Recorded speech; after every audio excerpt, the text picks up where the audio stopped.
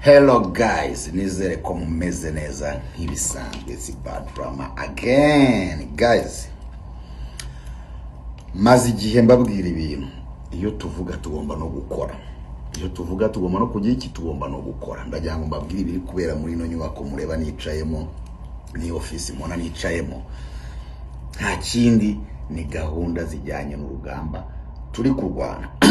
Urugamba turi kurwana rwo kubohora abanyarwanda tukabakura ku ngo ya FPR na Kagame Paul. Bigiza bicanyi abamwe b'amaraso basigaye bica abantu mu gasuzuguro kenshi isi yose ireba. Kajyanga dusonge mu mitima, nababwiye ko mu bimwe mu bimufasha mu maturufu amufasha hari M3. M3 Kagame yashimuse money, media and military.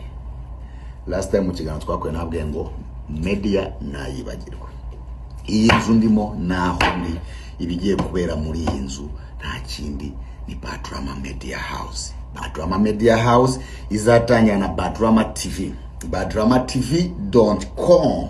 Ejo bundi murabona aha nicaye hano hari BadDramaTV.com.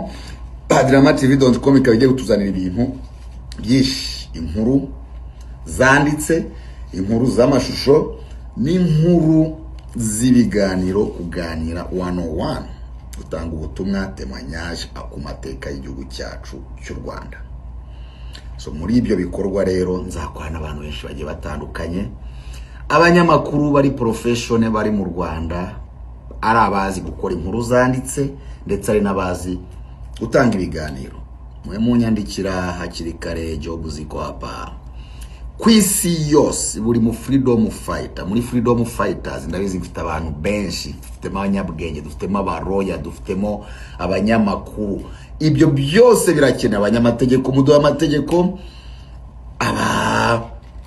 abanyamakuru mudufashe dukora inkuru zishobora gufasha abanyarwanda. Kagame yashimuse media kujya yica abantu ukabishaka, abeshisi ukabishaka, abaturage bicwe n'inzara n'abaturage ubwa ntibamenye n'amakuru yabo mu gihugu ndetse n'ayahandi. Bivuze ngo umuturage wo mu Rwanda mpamvu avuga ibintu biri no sense, nta n'amakuru bagira, nta nubwo babazi ibyo barimo bapfa kuvuga gusa tu. Ariko igihe kirageze ngo umunyarwanda ari hose kwisi abona amakuru kandi mazima yizeye, apana ya makuru yo kugiye aza beditinze ibyo beditinga. Icyo ni icyambere.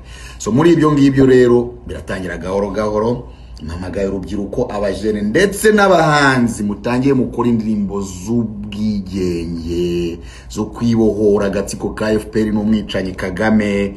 Mwohereze dukorane ndi ready yo gukora akazi.